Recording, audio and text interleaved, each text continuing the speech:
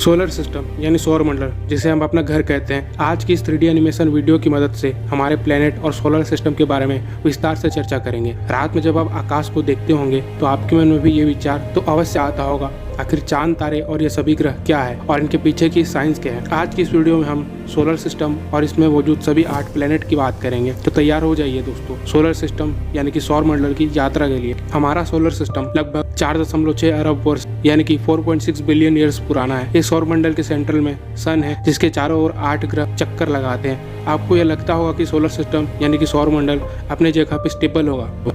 ये हमारा सौर मंडल भी मूव कर रहा है, यहाँ तक कि सन भी अपने डायरेक्शन में आगे बढ़ रहा है। हमारे सौर मंडल यानी कि सोलर सिस्टम में 8 ग्रह, बुध यानी मर्क्यूरी, शुक्र यानी वेनस, पृथ्वी यानी अर्थ, मंगल यानी मार्स, बृहस्पति, जुपिटर, शनि मतलब सैटर्न, अरुण मतलब यूरेनस और वरुण यानी नेपच्यून के साथ साथ 9 बौने ग्रह यानी कि ड्रॉप प्लैनेट, और जिसके साथ साथ 758 से भी ज़्यादा मून्स यानी कि चंद्रमा। सारे ग्रहों को मिलाकर 12,98,410 से भी ज़्यादा एस्ट्रॉइड्स यानी कि उल्का पिंड और 4,586 कॉमेट्स यानी कि धूमकेतु है। और हमारे सौर मंडल यानी कि सोलर सिस्टम का डायमीटर लगभग 187.5 खरब किलोमीटर तक है। इस डायमीटर तक सूर्य के ग्रेविटेशनल फोर्स काम करता है और अपने और हमारे जितने भी प्लैनेट्स दिख रहे हैं उसको पकड़ के रखता है। तो चलिए दोस्तों, एक एक करके सभी प्लैनेट्स के बारे में चर्चा करते हैं। सबसे पहले हमारे सौर मंडल के सबसे बड़े तारे सन की बात करते हैं। सूर्य हमारे सौर मंडल का आधार है, इसे हम सौर मंडल का भगवान भी कह सकते हैं।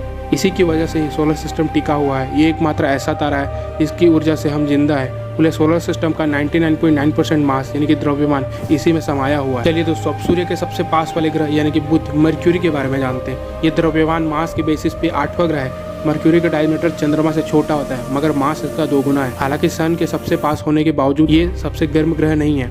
ये सन का एक चक्कर लगाने में लगभग 88 डेज का समय लेता है। शुक्र यानी कि वेनस हमारे सोलर सिस्टम का एक ग्रह है जो सूर्य के डिस्टेंस के हिसाब से सेकंड नंबर पर आता है। वेनस का साइज हमारे पृथ्वी के ही जितना है। जब आप रात में आकाश की ओर देखते होंगे तो मून के साथ साथ ग्रह जो सबसे ज्यादा चमकता होगा या चमकने वाला आकाश पिंड अगर आपको दिखेगा तो वो वीनस ही होगा। इसे भोर का तारा भी कहते हैं। ये हमारे सोलर सिस्टम का सबसे गर्म प्लैनेट है। इसका डायमीटर 12,103 किलोमीटर है। इसका एक दिन पृथ्वी के 243 दिन के बराबर होता है। यह काफी धीमे धीमे अपनी एक्सिस पर घूमता है। अर्थ यानी कि पृथ्वी हमारा सबसे प्यारा ग्रह है जिसमें हम रहते हैं। इसे हमारे सोलर सिस्टम का सबसे सुंदर ग्रह भी कहा जाता है। नीला ग्रह यानी कि ब्लू प्लैनेट भी कहते हैं। अर्थ का 70% हिस्सा पानी से ढका हुआ है।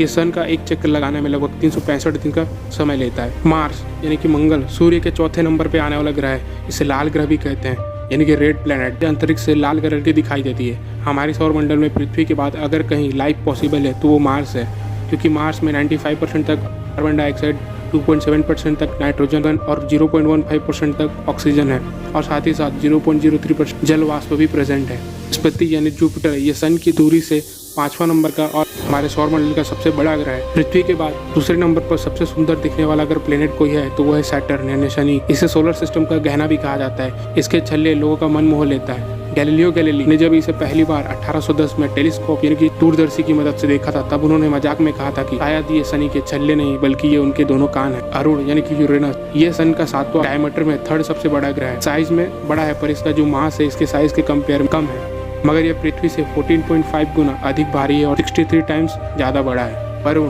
नेपच्यून ये सूर्य से सबसे दूर का ग्रह है। इसका द्रव्यमान हमारे पृथ्वी से 17 गुना ज्यादा है। ये हमारे सोलर सिस्टम का सबसे ठंडा और सबसे दूर का ग्रह है। हमारे प्यारी से दिखने वाली हमारी अर्थ तेजी से होने वाले ग्लोबल वार्मिंग की वजह से बदलती जा रही है। इंसान जिस तरीके से जानवरों को मार रहा है, पेड़ पौधों को काट रहा है और पानी को वेस्ट कर रहा है, वो दिन ज्यादा दूर नहीं है जब हम सबको इसका खामियाजा भी भुगतना पड़ेगा। आप लोगों ने तो ये जरूर नोटिस किया होगा, बचपन के टाइम पे ठंड के मौसम जितनी ठंड पड़ती थी, आज के दिनों में उतनी ठंड पड़ना बंद हो गई है, जो कि एक चिंता का विषय है। सभी ग्लोबल वार्मिंग की वजह से हो रहा है। अगर इसी तरीके से ग्लोबल वार्मिंग बढ़ती रही तो हमारे पृथ्वी की सुंदरता और इस पर पल रहे जीवन खत्म हो जाए। तो आइए दोस्तों, आप और हम सोलर एनर्जी को अपनाते हैं और कोयल और पेट्रोलियम एनर्जी से संसाधनों का कम से कम उपयोग करते हैं।